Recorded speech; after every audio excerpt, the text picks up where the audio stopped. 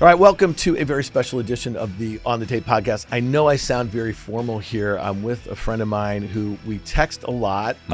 We talk every once in a while. We've seen each other a handful of times, but this seems very formal, this sort of medium. Tommy Vietor is the co-founder of Crooked Media. He is the co-host of Pod Save America and Pod Save the World.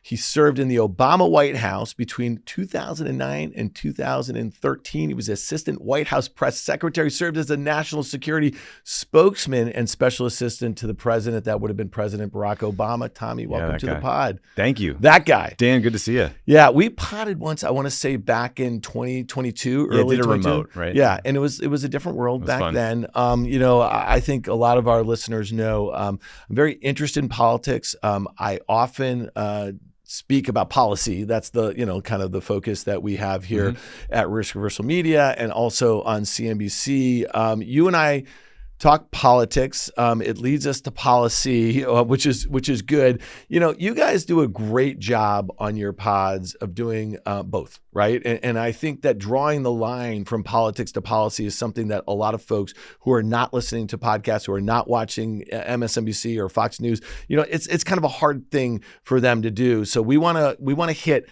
the economy. We want to hit this kind of tech bro kleptocracy a little bit, as I know you have some things to say on that. We want to do taxes, trade, tariffs, all of the above. But first things first, and I promise you I'll shut up. You guys were on the Colbert Report the other night. Yeah. And I thought it was super cool. He's a guy that I've admired for 20 plus years when he was on the Daily Show before he had the Colbert Report. And he has a sincere interest in what you guys do. He gave you guys 20 minutes on his show. I think that was amazing. Let's talk a little bit before we get to Crooked Media. Let's talk about the regular media. Yeah. Talk about what it's like to go on the Colbert Show. It's the most nervous I ever get before anything. That show, there's something about it, the history in that room. Yeah. Like my dad was a huge Letterman fan. Yeah. So I think about him every time I go on. They warm up the crowd so you can hear this kind of like thunderous like room next door as you're sitting in a green room waiting. And it just feels like a big deal. But Steven's so kind to us. He makes you feel welcome. It is a big deal. When you think about it, like there's very few shows that are on TV now that get as much viewership as those late night shows. It's funny. You say you're nervous. They always put you right next to him, right to his right, and then the other guys are monkey in the middle. Yeah, a little bit to your right. Again, it's truly amazing. You guys do an absolutely amazing job. I'm just curious, in that green room, who's are some of the coolest people that you've met, like sitting in there waiting to go on? Well, so it's like you have your own little room, so you don't meet the people necessarily, but every once in a while you'll be in like the makeup room. And I was in there with the lead singer from Lakeshore Drive. Okay. Great band. I'm trying to think who else you've seen there. I don't know. What kind of intimidates you though is they have little Polaroids on the wall of like all the actual celebrities who've been on the show, and that's cool and also intimidating. Yeah. So it's funny that you say nervous. The crowd is what, a few hundred people tops. You guys do. Last year you did a tour. I saw you guys at a pretty reasonable sized theater in Brooklyn. I've seen you guys at the Beacon. You guys get a raucous crowd. The people are super fired up. What do you think has resonated with your listeners? I've been a listener, I think, since when you guys were on The Ringer. And again, I just kind of happened upon you guys. What do you think the thing is that connects? Obviously, your politics, you guys have been very progressive. You're not only just progressive, you guys put your money where your mouth is. You raise a lot of money for progressive causes. You guys rally and organize a lot of folks around those causes. And is it just politics, or is it a combination, again, going back to the politics and the policy? Because the fervency, I think, comes from the politics, but what you're really pushing people to do is get involved in the policy stuff. Yeah, I think we were very lucky when we started the shows, early 2017. People were, I think, fed up with the way politics was covered on cable news in particular. If you remember that time in the 2016 campaign when you turn on CNN, and it would be that guy Jeffrey Lord getting yelled at by 7 liberal pundits, and it was just terrible. And so we were basically shadowboxing cable news when we started, and we wanted to talk like normal human beings talk about politics, but go a little deeper. And so I think we were in the right place at the right time, and I think a lot of people in the first Trump election felt like the world was going crazy, like something was askew, and listening to us made them feel like they were not alone. I don't think that's totally how people feel this time. I think it's a very different reaction. You're seeing it on the streets. Yeah. But I think that's what's been kind of durable about it is this sense of community. Like you're literally in someone's ears, right? So you feel like you're a part of that conversation. Yeah. You know, I mean, listen, we live obviously politically in a very polarized world. And, you know, we have lots of friends on both sides of the aisle. Some, even if you're on the left, you know, you might be kind of left of center, you know what I mean? And then you recognize there's also a huge faction that's far left, right? And so, you know, and the same thing obviously goes on the other side, but it looks like, you know, there's one side that is just declaring victory, not just from a political standpoint, but obviously the policy in which they want to implement. And so we're going to go over, you know, a bunch of that. I just want to say one other thing is I think you guys know that Guy and I, you know, we do this every day. We think about a lot of policy through the lens of the markets and the economy. And I think that's how, I like the show. Yeah, you know, and I think that's how we can help our listeners. And again, it's not only just to help them, we learn a lot from our listeners. And so, you know, we're not trying to impose a lot of our personal views on folks. I don't do that on CNBC. There was a time that I did 15 and 16 and 17. And, you know, at the end of the day, it didn't feel great. That's not what my mission was. Right. Does that make some sense? Yeah, so you're trying to help people make better decisions in the markets. Yeah. And, you know, the way you just described how you were, you know, shadowboxing or shadowing, you know, the mainstream media, you know, I just want to say another thing. And I probably said this a couple of years ago on the pod is like when we created this company, I went to Guy in 2019 and I said, hey, listen, I really think we should be podcasting about the markets. And he's like, what's podcasting? Yeah. Like and that doesn't surprise you, you know, Guy.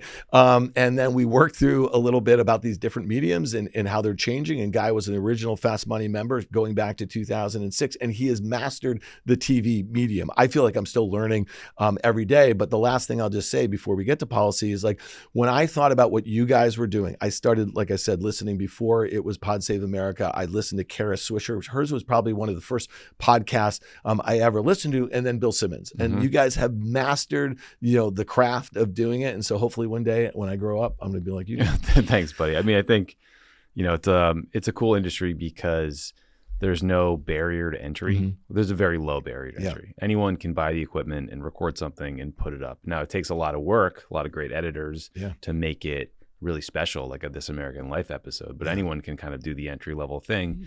And I think that the kind of cool thing about podcasting, I heard Chris Hayes say this the other day, and it really resonated with me, is it's one of the few media mediums that is not controlled by an algorithm. It's just an RSS feed. So you either you can see a show on the charts and check it out. You can hear from a friend. It can be word of mouth. It can be something, I don't know, you just Google it. But it's not getting fed to you by Elon Musk or Mark Zuckerberg or some platform. And I think that's kind of a unique thing about podcasting. But at the end of the day, you need to be out there in all these different mediums because there is no discovery on the podcast store for the most part. You know, that's really difficult. I think that's why you guys, I think, started maybe a little more than a year ago doing YouTube. And if you think, or was it longer ago? Longer ago. But YouTube has definitely been a huge opportunity for growth for us because it's just a search engine. Yep, 100%. And for us, it's been the same sort of thing.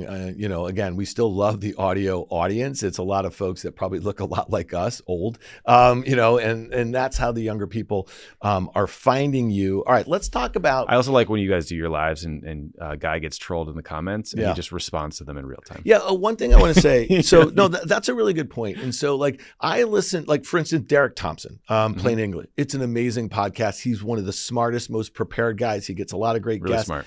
His podcast, they can be evergreen. They're talking about something like, so what we do, very little of it is evergreen. It's very ephemeral, right? But I can go back. See, here's the big difference, okay? So if I go to the podcast store, let's say I was going to be interviewing somebody at a conference. Let's say it's Gary Cohn, for instance, or something like that, which we've interviewed at a conference before. If I go to the podcast store and I search for Gary Cohn, there's a whole host, you know, of political podcasts, economic podcasts, and I might go back and listen to that, although it was meant to talk about tax policy at the time or something like that. So I think there's something to be said. You guys have had dozens, if not hundreds, of kind of A-list politicos and policy sort of people, and I think they probably live in the world out there. Does that make some sense? You know, and that's how people maybe help find you guys too. All right, let's start with the economy that the Trump administration is inheriting. When I think about this, unemployment is at 4.1%. We gained 256,000 jobs in December. Pretty good. GDP last year was about 3% higher than expectations. This year, many folks are expecting 2.5%. It could be higher given some of the frameworks that have been put in place during the first administration. Inflation, is down to about 3% or maybe a little bit lower depending upon how you measure it. On its way, a lot of folks think towards that Fed target of 2%. And the last thing I'll just mention here, the stock market is not the economy, but a lot of economic stuff goes into the performance of the stock market. Under the first Trump administration, and I think if I went from inauguration to inauguration, right, it was up about 65%, the S&P 500. During the Biden administration, the same sort of time period, up 57%. Okay, so when I think about all that, Trump is inheriting a pretty decent setup. Yeah, he's inheriting a strong economy. And the question is, what does he want to do with it? And it's interesting. I mean, underneath a lot of the numbers you talked about are still some unique, specific struggles, right? Like the cost of eggs became an indicator of inflation and the economy and how people were feeling. And it sounds like egg prices are going to continue to go up because there's an avian flu happening right now.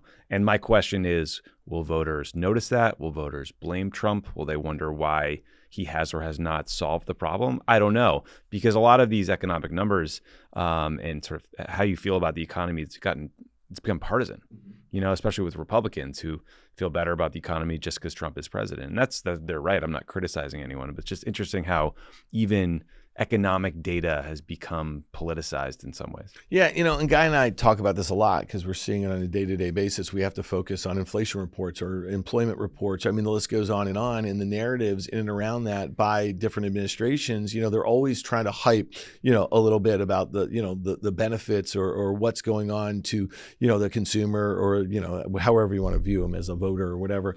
The Biden administration did a very poor job, I think, selling their achievements as it relates to the economy and the like. And so, the flip side of that is Trump, every day during his first administration, when we had a closing high in the S&P 500, he used to say, you're welcome. You know what I mean? Like your 401ks and the like. Let's talk a little bit about messaging because it goes both ways, right? If you're really pushing false narratives, sooner or later, the chickens are going to go home to roost. And, in 2 years, we're going to have a midterm election. And to your point, there was obviously a lot of swing voters, in this last election.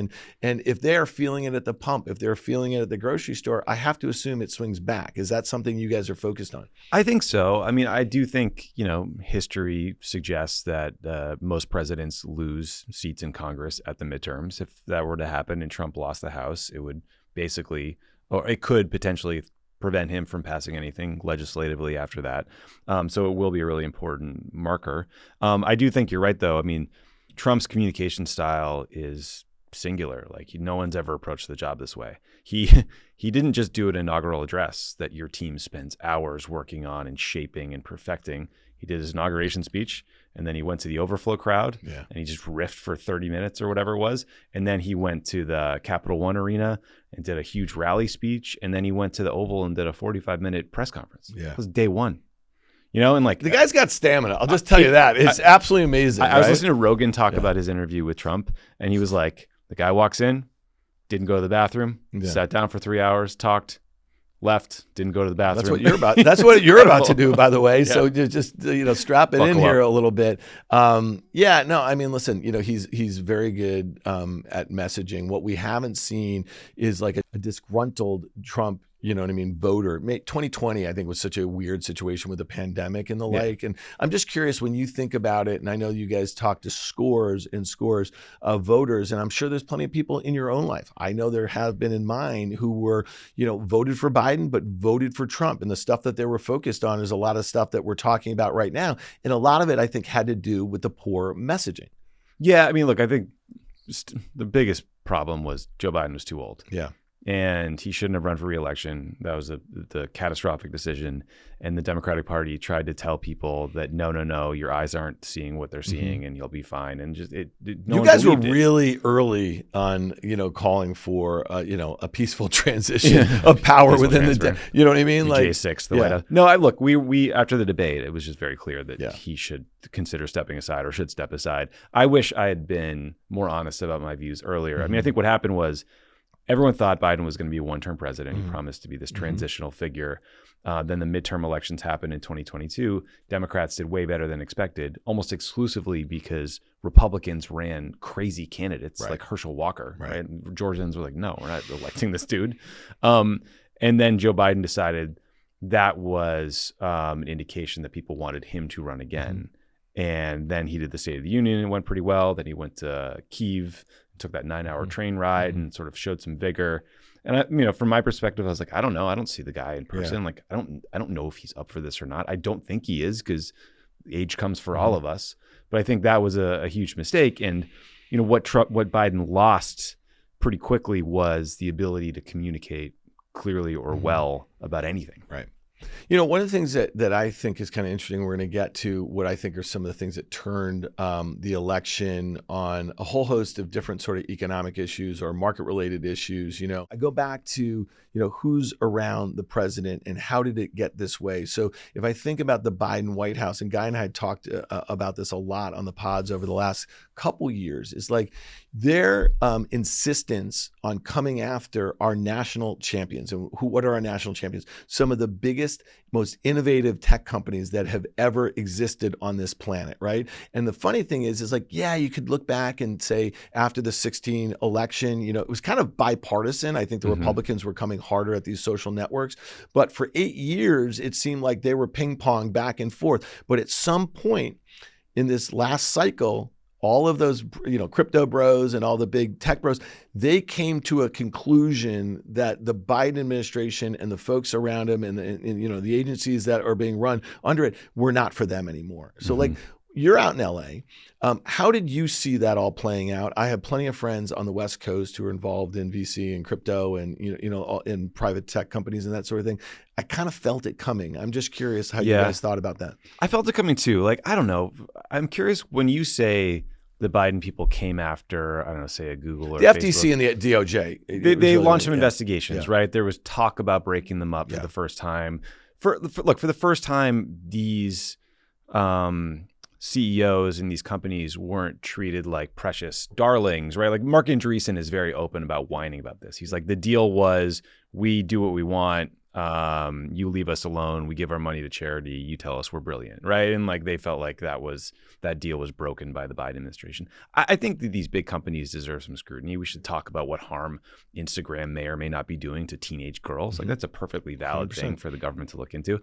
I think when it comes to crypto, I don't know. I mentioned you do too. Complete whiplash around the conversation about cryptocurrency. I'm not opposed to it. I've bought Bitcoin. I've bought Ethereum. You and I have talked about this a million times. I owned some Solana for a while. I thought it was interesting, and there's some cool use cases. The blockchain is interesting, but there's trash out there too, and people got really hurt by Sam Bankman-Fried and some of the collapse of these companies. So, I feel like these big crypto investors, the A16Zs or whatever Andreessen's thing is called, are like whistling past the graveyard and asking us to pretend that there's not potential systemic risk to the financial system if all the guardrails come off and they have no real regulation. And if you see, financial firms changing their structure so they're actually blockchain companies, right? So they have even fewer regulations going forward. So I'm a little worried about this setup. Because Trump is a late adopter of cryptocurrency because he knew the money would come in. And these big crypto companies spent well over $100 million in super PACs on races this year, including like taking out Sherrod Brown in the Senate race in Ohio. So it feels, I I don't know. It's a precarious setup here. Yeah, I mean, I guess I'd never seen something so open as it relates to politics because, again, these folks have lots of stakeholders, right? So they have employees, they have investors, they have customers, and I'm really talking mostly about publicly traded companies and obviously some very big private companies. The crypto thing, that is what it is. I think if you've been following it, I know you have, for the last 10 years or so, I mean, these are a different breed, and it's almost like a religious sort of thing. Yes. And I said this on Stephanie Rule's show, I think it was about a month before the election on MSNBC. I was like, listen, and we were talking about these crypto guys getting behind Trump. And I said, if you think MAGA is an explosive or, sort of religion as it relates to, or fervent sort of thing, just wait until you meet the Bitcoiners, because these people, what I mean? And I'm sure plenty of them. Yeah. Well, also just, I do try to think, like, put myself in the shoes of some of these young guys, right, who feel like they don't have great employment options. They see all these people getting rich. They have all this FOMO on social media, and then cryptocurrency comes around, and it's this generational opportunity to get rich. But let's be honest, what you're doing, like, you're investing in a speculative asset and hoping it goes up, right? So, like, there's a totally understandable piece of it. There's a FOMO piece, and then there can be a really ugly kind of pyramid scheme piece, and we need to protect people a lot from of that. It is that. I mean, right. That's what all the meme coins are. And you and I, we talked about this for years, even during the bear market in 2022. It's like, how do you move money into and out of the market? And it really comes down to, what is your time horizon, right? And what are some of the, kind of, goals that you have? And so not too different, I would say, than like the S&P or the NASDAQ. You should, dollar cost average all the time. Markets up, markets down, dollar cost average. If you had done that, from the end of 21, and then we had this bear market, in the S&P 500, and here we are now, much, much higher, you'd be okay with all those kind of purchases that you made high 21 and then low 20, what I mean? Yeah. That sort of thing. And I think for crypto, it should be the same thing. If Bitcoin has, a nearly $2 trillion market cap and it's not going away, it's all the other stuff that folks are playing for the quick profits. No, not to mention the Trump and Melania stuff that you just mentioned. And that's where the grift is. And no matter what side of the aisle you're on, if you're listening to this right now, matter of fact, okay, like, these things are made for those folks to get rich and get out of. So when you think about that, you just mentioned that young male who doesn't see the American dream playing out for him. Let's just say those coins are gone. You know what I mean? Like, they're zeros, and they've lost a lot of money. They call them bag holders. Yeah, I really worry about this. I mean, the Trump and Melania coins that came out, I mean, it was a shocking grifting opportunity. It made Trump millions and millions of dollars. I mean, I think not only does a Trump company own like 80% of the supply of the company, but they also get paid fees off of the trades. So they're making, they're selling picks and shovels and they're digging the gold. And, it seemed like there was a rug pull at some point when it went from, I think, 60 to 40. So anyone who bought in late got hosed. Who knows what'll happen long term? Maybe it'll all go up. Maybe it'll all be fine. But I do think there's potentially some serious harm. And just from a policy perspective, like, set aside the Trump of it all, like, the fact that you can just pour money into the pocket of the president of the United States through the DJT stock, you can buy that, you can buy the Trump coin, you can stay at his hotels. Like, there's all these ways to curry influence. And I don't think it's a partisan statement to say that that's a bad setup. Yeah, again, I don't know why Republican senators and anyone else who's paying attention just don't think that there is risk to, Mar-a-Lago and what goes on in and around there. Supposedly, they know better. They're scared. No, I know. And supposedly real estate is like doubled in Palm Beach because so many foreign, folks are just kind of like camping out there. Elon supposedly has bought a lot of real estate there. And again, this should be a bipartisan issue, how policy gets affected by all sorts of interests. You remember, like, when you were in the White House, one of the biggest bugaboos that most folks had was like lobbying. You remember, like, that sort of thing, and then campaign finance and everything. And it seems like all that stuff's out the door. It sucks. I mean, Obama in 2006 was a big leader in the Senate on ethics and lobbying reform in the Senate. He ran on a lot of these reform issues. Like, he didn't take PAC or lobbyist money in the 2008 campaign just to set a principle. And I think Democrats need to get back to that because, the shorthand is a series of Supreme Court decisions and just a neutered regulatory body that oversees campaigns has basically done away with all campaign finance limits. Yeah. And corporations and wealthy individuals on both sides can just dump ungodly amounts of money into elections. And we should not be having multi-billion-dollar, multi-year elections every cycle, every year. It's disgusting. Yeah. So let's talk about some of the folks who've kind of funded this sort of stuff. And I think it's kind of interesting. We can call it MAGA, and we can call it Microsoft, Apple, Google, Amazon. If you want to call it MAGA, you can do that too, and add Tesla at the end. At the inauguration on Monday, you had Mark Zuckerberg, you had Tim Cook, you had Sundar Pichai, you had Jeff Bezos, all representing their multi-trillion-dollar companies. Okay, they're all standing very close to the president. These are all folks that Trump has come after repeatedly over the last 8 years. And so if I look at this through the lens of, what I do here, it's just egregious. You know what I mean? It's like, these folks, and there's lots of competing interests there, right? So Elon Musk and this proximity that he has to Trump, it seems unholy, right? If you really think a shadow president, I don't know if we've ever had one here in America, and he has the ability to primary anyone that he doesn't agree with. It doesn't even have to be who Trump doesn't agree with. That's a scary place. So when I think about OpenAI CEO Sam Altman and Elon Musk, they are at odds with each other. Meta is at odds with half the other ones. You see, Elon announced he attacked this White House announcement today that included Altman, this big AI investment. Elon's like, the money's not really there. Yeah, I don't know that that's going to make Trump very happy. So it's funny. Let's talk about that. What Tommy's referring to is Stargate, and this was this kind of announcement. This was on Tuesday afternoon in the White House. Trump opened it up. He had OpenAI CEO Sam Altman. He had Larry Ellison, the chairman, founder of Oracle, and then he also had Masa Son, who is the CEO of SoftBank. They suggested that there's going to be a $500 billion fund to build out AI infrastructure here in the U.S. All those CEOs went and said a couple words. Now, let's be clear. Musk founded OpenAI with Sam Altman. They're suing each other. They're major odds with each other. Musk started XAI to compete with that. And he immediately, to your point, tweets out something. They don't have the money. So how is this all going to work in your mind? I don't know.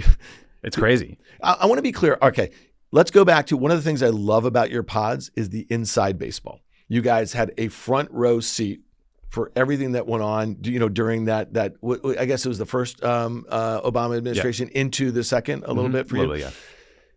Was there anybody like that pulling the strings anywhere? I mean, no, there was nothing close to that kind of ally. I mean, it's just, again, it's remarkable. Elon Musk spent $250 million on this past election cycle. He did it in a matter of a couple months. And he bought himself a seat on the dais at the inauguration. Yeah. And he has this sprawling remit as the head of Doge. He just ousted Vivek Ramaswamy, who was supposed to be the co-lead. Oh, did he oust him? Oh, Is that today? Yeah, it was a day or two ago. Oh, wow. I mean, there's all these reports that basically Vivek was so annoying that everyone just wanted to get rid of him. But also, I think Vivek wanted to do the Doge work, the government efficiency work via getting rid of regulations and kind of by the book. And Elon just wants to invest in technology and do whatever he's interested in doing. And it's clear to me, like, you're never going to be a co-lead with Elon Musk. Yeah. Like, give me a break. But to your broader point, I mean, I read that there was $11 trillion worth of market cap on stage at the inauguration. Yeah. And it's just, I've never, like, maybe there's a good version of this is you're showcasing American industry and businesses and innovation. I think more realistically in this case, it's like Donald Trump showing the world, like, look who's bowing down to me. Like, these guys attacked me last time. Now they're my supplicants. 100%. And that goes back to, by the way, right after in early 17, the Muslim ban, all of those CEOs or whoever their predecessors were really opposed to it and publicly opposed to it, right? And they got a little reprieve in their opposition. They probably felt like pretty good about that. There were other instances where they all deplatformed Trump at some point at the end of his administration. So to do that about face is really staggering. And the number that you just threw out is like $11 trillion in market cap. All of those CEOs have become 100 billionaires. Okay, so these are some of the wealthiest people in the world. They did it here in the US, whether the regulation was easy in the beginning or got tighter. And you are 100% correct. I think this is bipartisan.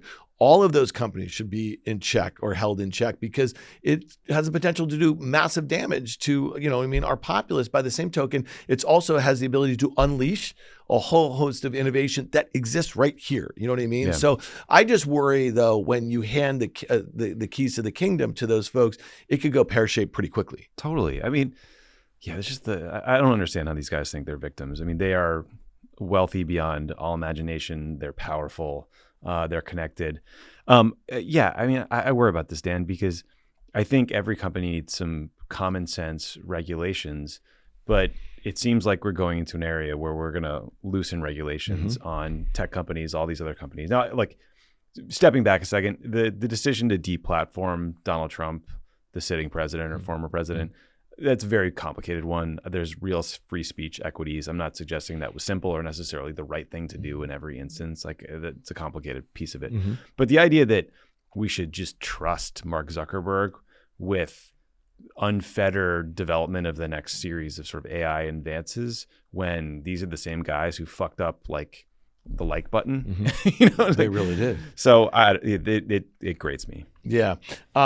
Not to spend too much time on this, but I think it'll be interesting to see how long Elon Musk makes it in the seat. Let's be clear. He is the CEO of a $1 trillion+ market cap company that's Tesla. He is the CEO of a very important company, SpaceX, that also owns Starlink, a very important company, XAI, a very important company as it relates to X as this kind of, media platform. I'm missing a couple others. Maybe it's Boring Company, Neuralink, that sort of thing. So at some point, the rubber has to hit the road a little bit, or maybe he has to hit the road. It'll be very interesting to see how that gets unfurled because he is a very erratic sort of guy. I mean, let's talk about it from a geopolitical standpoint. I know you guys spent some time on Starlink as it relates to, this is on Pod Save the World, as it relates to the war in Ukraine and his access or his ability to kind of turn it on and off and really, affect the course of that war. How important him having that seat right now? He was talking to Putin back then or whatever. Like, I don't know, man, like, help me make some sense of this. How can this work out well, I guess? It's just sort of a setup unlike anything I've ever seen before, because he's not just the CEO of major US companies. It's the CEO of these companies that project power into other places as well. Like, for example, he's spent the last few weeks and months attacking Keir Starmer, the new prime minister of the UK from the Labour Party. He's clearly trying to weaken him, and he's trying to boost the right-wing party there. He was a Nigel Farage fan for a while, then he ditched Nigel Farage overboard. But yeah, he's a creepy guy. Elon has gotten really focused on the German elections, which are coming up in February. He's been boosting the far-right AfD party. That, some pieces of the AfD party are considered extremist groups by the German intelligence agencies. There are some candidates in parts of Germany that are in the AfD that have make allusions to the Third Reich and to Nazism, right? So these are very extreme guys. And Elon is saying only the AfD can save Germany. So he's kind of like banging around in global affairs while also being seen as this right-hand man to Donald Trump and wielding immense power through industry.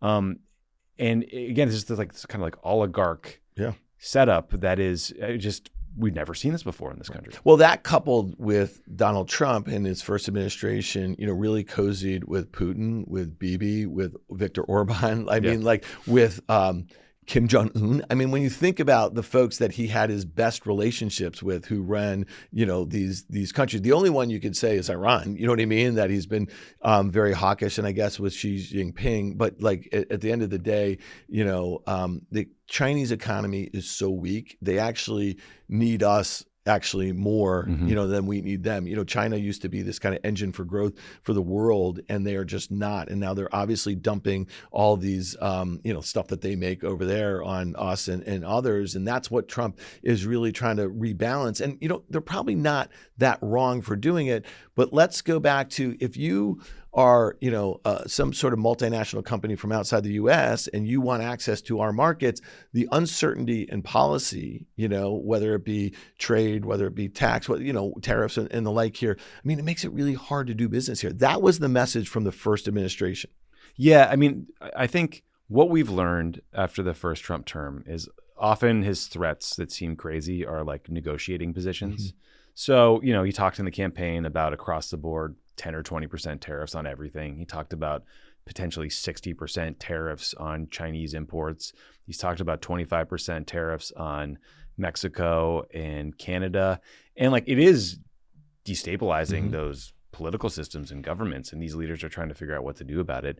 What's most likely is that he views this as a negotiating position to like reopen the USMCA trade agreement, right? The new NAFTA. By the way, that's what he negotiated the first one. I don't understand. So he's unhappy about what they did 8 years ago? It's Unclear. Crazy. But if you're sitting in, you're sitting in Canada right now, like you don't really know what's coming. Is he actually going to implement these tariffs? By the way, he helped displace their prime minister, right? And he's going to definitely pick a war with the new prime minister in Mexico. He did with the last one. And so when I think about that, again, this is through the lens of the economy and markets, is like those negotiating sort of tactics are not particularly useful right now, especially when our economy is doing just fine. That's how we started the pod. There's other places in the world that are doing very poorly. And Europe is one of those, right? We know that obviously, Russia is a disaster. China, I could say it's a disaster, but I want to go back to something like when you were in the White House, when you were focused obviously on foreign policy, how much did the global economy play? Like right now, I would think if we just take a lot of measures to continue to weaken China's economy, that won't end up particularly well as we think about tensions, whether it's China and Taiwan mm-hmm. and the like. So help me think through that, or help our listeners think through that, because we've been talking that as a risk, you know what I mean? But it really feels like a risk the weaker the Chinese economy gets. Yeah, that's interesting. I mean, for Obama in the first term, the global economy was all consuming, right? Because we were coming out of the financial crisis. We had passed our stimulus bill, but there was a big debate internationally about whether it was time to cut budgets and reduce spending, or spend your way out of these recessions. And Obama in the U.S. was very much on the side of we need stimulus. The Germans, for example, were very much in the austerity mode. Mm-hmm. I think long term it benefited the United States enormously that we tried to do stimulus and spend our way out of the recession, although we probably should have spent more to get ourselves out of it faster. So it's an all-consuming thing, to answer your question. And I think what's interesting, Dan, is like when you look around the G7 right now, it's a lot of countries in challenging spots. Like the South Koreans, the current president tried to declare martial law. Mm-hmm. Lasted about 6 hours. I loved your episode, by the way, with Ben Rhodes. You guys talked about how they had 3 prime ministers in like 3 weeks, yeah, or something like that. But like that president. Fast forward, everybody. Like that president was arrested recently, so there may be a huge leadership change in South Korea. You mentioned Canada. Justin Trudeau stepped down. Basically, he prorogued their parliament, which basically means like, all right, we're done with this session, but it's not officially over. So there will be a new leader from his party who will become the prime minister, but they're going to have elections pretty soon. Mm-hmm. So you might see a really conservative leader, this guy Pierre Poilievre, in Canada soon. The French are a disaster. Mm-hmm. Long story short, Macron called snap elections last July. It kind of blunted the far right in France, but it led to this situation where their parliament is now hopelessly divided and he can't have another elections until this July. So they're just like stuck and screwed for a while. And the Germans have a big election coming up in February. So basically we have the like kind of former Mussolini fan in Italy. They're okay. Mm-hmm. They're relatively stable. And then Labour in the UK, who've stumbled hard out of the gate, but have some time to kind of right the ship. But like, that's the G7. Those are our closest allies, the most advanced economies, the most advanced democracies, and everybody's in this sort of state of flux or challenge right now. And then into the breach comes the United States and Donald Trump and his tariffs and Elon Musk kind of banging around on Twitter, messing with these guys. Yeah. I can't remember. I was a poli-sci major. That might surprise you. And I loved geopolitics. It was something that kind of really made me, consider other paths, not Wall Street and the like. But when I think, by the way, have you ever been in 10 Downing Street? No, I've never been. I was there. Did I go inside? I don't think so. I think I was with the press corps when we were there. So last week I was in London, and I can't say anything about what happened in there, but myself and a handful of others. Oh, sorry. No, we went to a meeting in 10 Downing, and we cool. met with a guy who is a senior advisor to the PM on business and investment, and A, it was super cool to be in there, and B, it was a really interesting meeting given some of the folks that we were with. But again, we can't speak of that. I guess I could speak about the fact that we were in there. And the other thing is, I was watching. Are you watching this Black Doves on Netflix? No, it was good. It's really good. It's with Keira Knightley, and there's a scene or a couple scenes when they're going into 10 Downing. The car pulls up right in front of it. That's not happening. From what I saw, it's like they made it look like it was a townhouse on some nice Chelsea sort of block or something like that. No, it's pretty blocked off. Yeah, I mean, I think the point that you make, and this is why I was going with the political science major, is like, I can't remember a time where like liberal democracy was under so much assault. Yes. You know what I mean? Within their own governments. Right. Within institutions. The problem is United States constructed the liberal international order after World War II. Institutions like the UN, right? Like we want sort of global rules of the road and a global justice system. And then, the European Union was created to help European nations come together and support democracy. And right now, not to mention NATO, by the way, let's throw NATO in there. In there. Yeah. And now a lot of those institutions are under attack from within. Because in the EU, like so much gets done through unanimous decision making, and for a while it was Viktor Orban and Hungary who were able to block things. But now you've got a lot of right wing representation in these European Union bodies and in leaders in these countries, like Austria. It will likely have a far right chancellor pretty soon. The Germans, you could see the AfD party do really well in this election. So it's like, there's a lot of uncertainty and instability, and a lot of it is coming from a very reactionary far right place. And it seems like the common thread, though, is immigration. Is that fair to Absolutely. say? Common thread is people are ripshit pissed about the cost of energy. Yeah. And a lot of that stems back to the Russian invasion of Ukraine. People were pretty pissed about COVID and lockdown rules and anything associated with it. What's interesting about that is that all over the world, people are they're blaming, the left politics. You know what I mean? Incumbents, yeah, but also lefty sort of politics. You know what I mean? Yeah, that's true. That is true. And I think, well, then on the immigration piece, a lot of countries like Austria or Germany took in a lot of asylum seekers. They followed the rules, and voters are mad about it. And this is where I think the far right comes in, because they, the sort of textbook populism is you blame some other for all the ills, and you find a way to demagogue that outgroup. Yeah, it's interesting. I guess the last point here is that it's been normalized. You know what I mean? A lot of that behavior, and people can point around. They can point to a country next to them, or a trading partner, or something like that. Or I mean, think about the countries of NATO, and the assault that we're going to continue to see on that. And that sort of stuff makes me very nervous, because let's just say there is some negotiated peace between Russia and Ukraine. There will never be peace, right? And if Russia, and I learned this all from you guys, but if Russia has, if they have the thought that they want to continue to push towards Poland, I mean, what does that do for the European EU economy? It's a bit of a disaster, and especially if you have some of these right-wing governments who are not committed, right, to participating in this, either from a financial standpoint or from a political standpoint. It makes me a bit nervous. Look, I give Trump some credit. He helped secure this ceasefire deal in Gaza. It was really important. I'm really grateful that he did do that. Also, though, when it comes to Russia and Ukraine, I do think Joe Biden did an amazing job early on in rallying the world around Ukraine, getting them weapons, getting them international support, bringing together 50 countries to get stuff to Ukraine, basically weapons, material support, whatever. It's now been several years, and it was a stalemate, just a grinding stalemate where they were trading little bits of territory in eastern Ukraine. I do think Trump coming in and saying it is the policy of the U.S. to get to a peace deal, a peace agreement, a negotiated peace agreement is a good thing. Now, the devil's in the details. We don't want that peace agreement to mean Ukraine gives over 20% of its territory to Russia. They agree never to join NATO or to demilitarize. And basically they're just sitting ducks in 3 years when Putin decides to take the rest. That's not a good deal. But we would like to see some sort of negotiated settlement that just ends the carnage. Now, if he keeps going west and he goes into Poland, that will trigger an Article 5 or should trigger an Article 5 response from NATO, which means attack upon one is attack upon all. And there's, by the letter of the treaty, a direct response from NATO, which means the US. So no one wants to get there.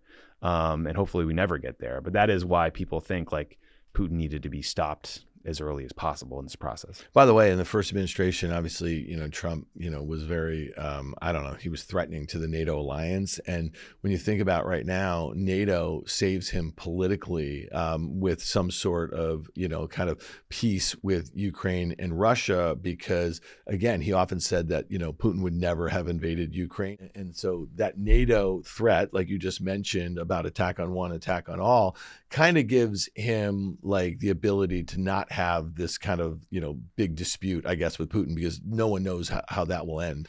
Well, the problem is, without the US, NATO isn't worth nearly as much. Right.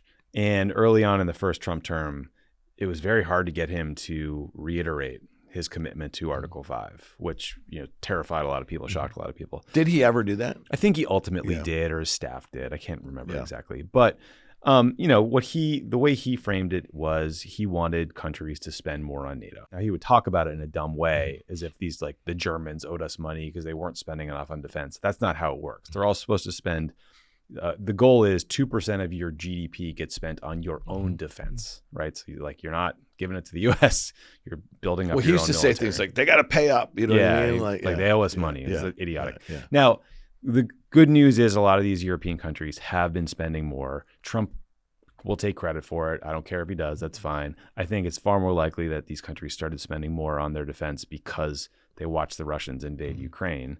But also NATO's gotten stronger because now it includes Sweden and Finland, who have real militaries and can bring some assets to bear. So Putin's not in a better position today than he was before the invasion, not by any means. Yeah. I want to hit a couple more things before we get out of here. So going back to 17, you guys sell a lot of cool merch. And I remember I bought a shirt that said repeal and go fuck yourself, which was basically when Trump came in, they wanted to kind of repeal Obamacare. Right. They also wanted to cut corporate taxes and taxes for the wealthy. So those are two things. They want to extend the tax cuts, and they still want to come at Obamacare, which actually really, really benefits a lot of red states and a lot of his voters, which you guys have been making that case since back in 2017.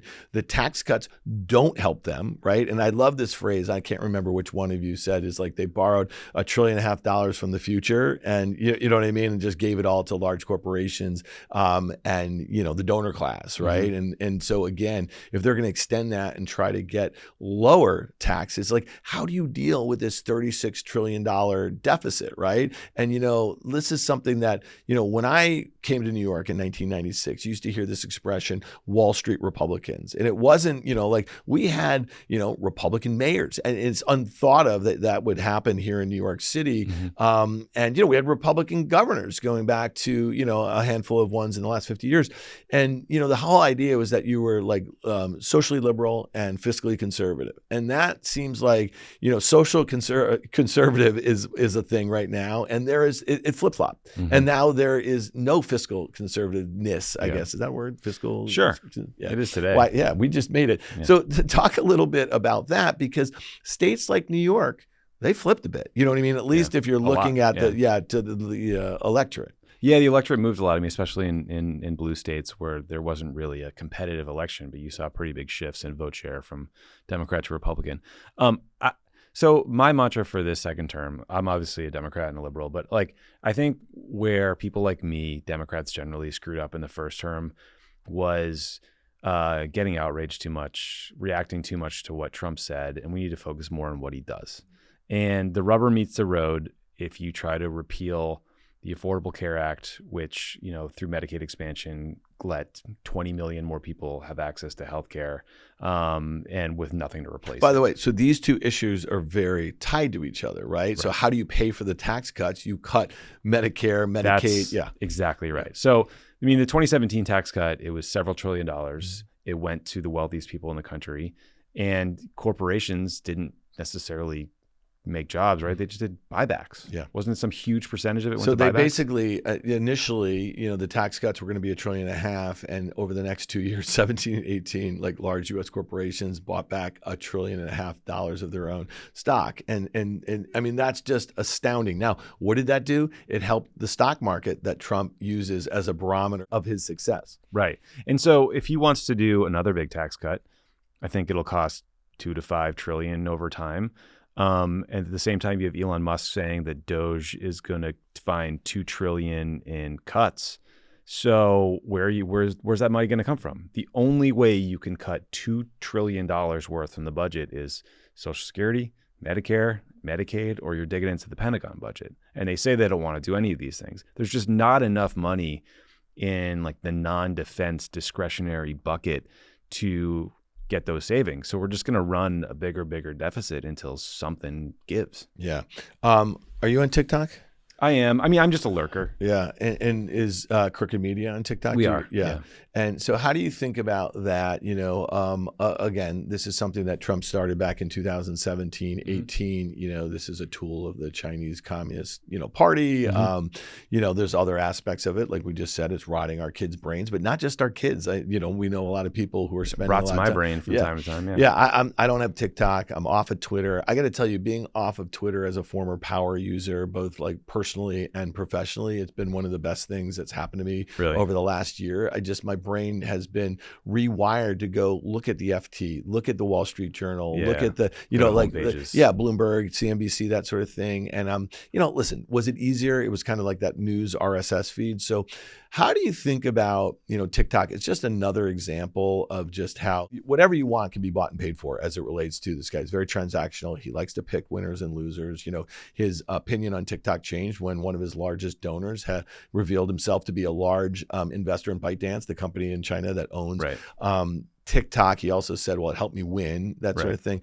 What do you think should happen here? Because the Supreme Court, many of those judges that he appointed, they basically, sided on the fact of the ban. How do you see that? Maybe TikTok's just one example. This is really important stuff here. And you guys used to say, hey, elections have consequences, and that Supreme Court is stacked. But if he is not going to abide by some of the stuff that they rule on, how do we get through this? Because I actually think it's beyond TikTok. Yeah, you're right. There's two different issues here. There's a question of what risk TikTok may or may not pose given its connection to the Chinese Communist Party. And I think the challenge there is 360 members of the House voted for the ban. 79 U.S. senators voted for the ban. So overwhelming bipartisan votes. But they didn't do a good job of laying out what their concerns were. I mean, I'm sure it was classified and based on intelligence collection. But if you're telling us this thing we like and use is a threat to us, you have to explain why. Well, at least you have to explain why. You can't be surprised when people are pissed, which is what happened. You described Trump's flip-flop. He wanted to ban TikTok. Now he's for it. You're right, though. Like Congress passed a law. He released an EO saying, actually, TikTok is fine or whatever. Let's delay. You can't trump a law with an executive order. You can't make a new law with an executive order. It's just not how it works. So it seems like he's trying to force a sale, maybe into the hands of someone like Elon that is more of a political ally.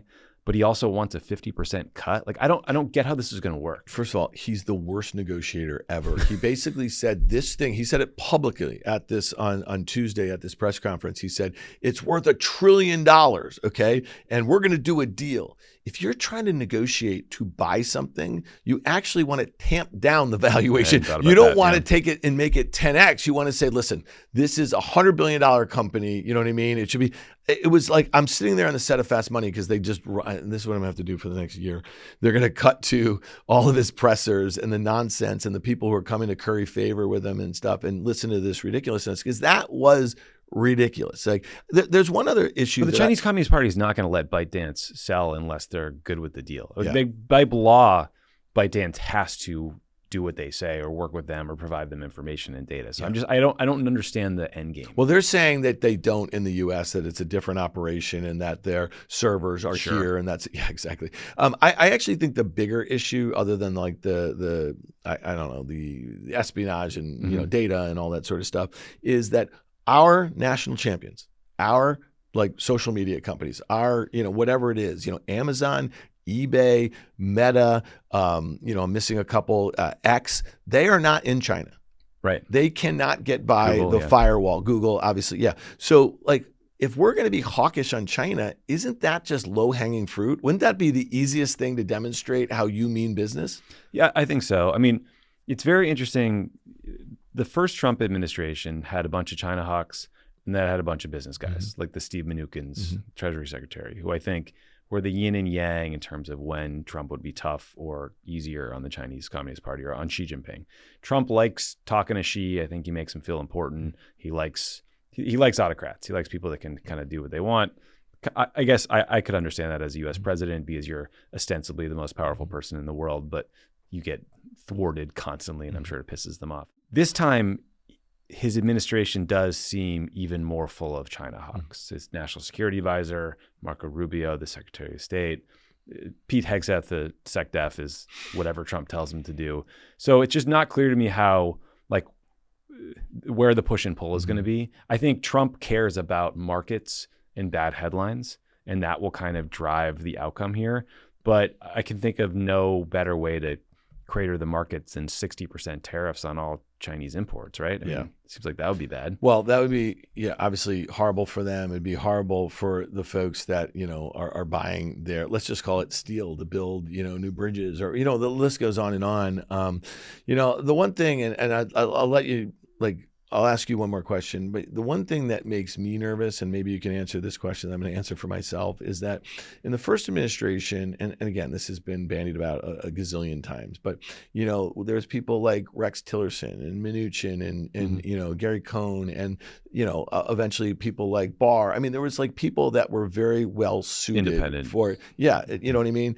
And then the generals, and he trounced all of them. You know what I mean? So now he's got a bunch of bootlickers here. And I worry that there's some accidents waiting to happen. Does that make some sense here? Because it's a very different crew around him than there was, in 2017. It's a different crew. I mean, look, the Trump and his team in 2016, they were surprised when they won, and they were not prepared. They basically threw out the transition playbook that had been put together by Chris Christie and started anew. This time they're very prepared. They had executive orders ready to go. They had a vetted list of people they wanted to work with. It seems clear Trump didn't want a bunch of Jim Mattises. He didn't want people telling him what he didn't want to hear. He wanted a Pete Hegseth, who's a Fox News weekend anchor who doesn't know anything about defense policy. Passes out when he has too many beers. Has, I like beers, Senator. Too. Oh, sorry, we got another one of those. So it's very different, and how that plays out, I don't know. But there's not going to be as much resistance. All right, I promise. Last question. What are you optimistic about over the next 4 years? I'm just optimistic. I think this country. I think there are 30-40% of the country that's pretty dug in on their views and will never change. And then there's the middle. And I think that the pendulum swings back and forth in the middle. And that's where you see what can feel like a huge swing in an election, but really we're a 50-50 country. Like, even this past cycle, Trump's win feels more overwhelming than it was by numbers. I don't know how. Why? It doesn't seem like a mandate. I mean, the House is razor thin. I think the Senate majority is probably one of the biggest ones either party has had in a while. That's kind of correct? Yeah, but he won the popular vote, right? He did better, but it wasn't a wipeout. Yeah. It wasn't Reagan in 80. When you worked for Obama, again, this is my last question. When you worked for Obama and he said, the things that unite us are bigger than the things divide us. Like, if you had a leader, a national leader say that to you today, and I know you just gave me some numbers about the percent that are dug in versus the middle, do you still believe that? I think Obama really did believe that. He thinks that if you get people in a room and they actually talk to each other, they're probably going to agree on more things and find more common ground than not. And I think that's right. I think the challenge here is, at times like this, leaders matter. And when you have leaders that are dividing us of any party, that can exacerbate the sort of splits we see, it helps to bring people together, or at least try to. And I think hopefully there will be an appetite for that. I mean, you see some of the rhetoric in Trump's speeches. Maybe he'll continue to talk about being a president for everybody and unity. And I don't have a lot of confidence in that. But regardless, I do think the political pendulum will swing Everyone's going to be okay. You know, we just got to focus on the midterms, but it's going to be real bumpy. Yeah, I can't wait to hear what the first headline is, where everyone, on the right says, "Well, this is the day that Trump became president." I'm sure again. Yeah. All right, that was a kind of brutal sort of period that again and again we kind of heard that, and the actions were not, reflective of those sorts of comments. Well, listen, Tommy Vietor, you are the host of Pod Save America, the host of Pod Save the World. Hopefully, you guys can help me understand how to save Wall Street here a little bit, because it seems like, again, you seem like you're doing okay. We're trying, man. Markets are ripping. Yeah, Guy wishes he was here. Really appreciate being here in studio. I hope we can do it again. Love to. Great to see you.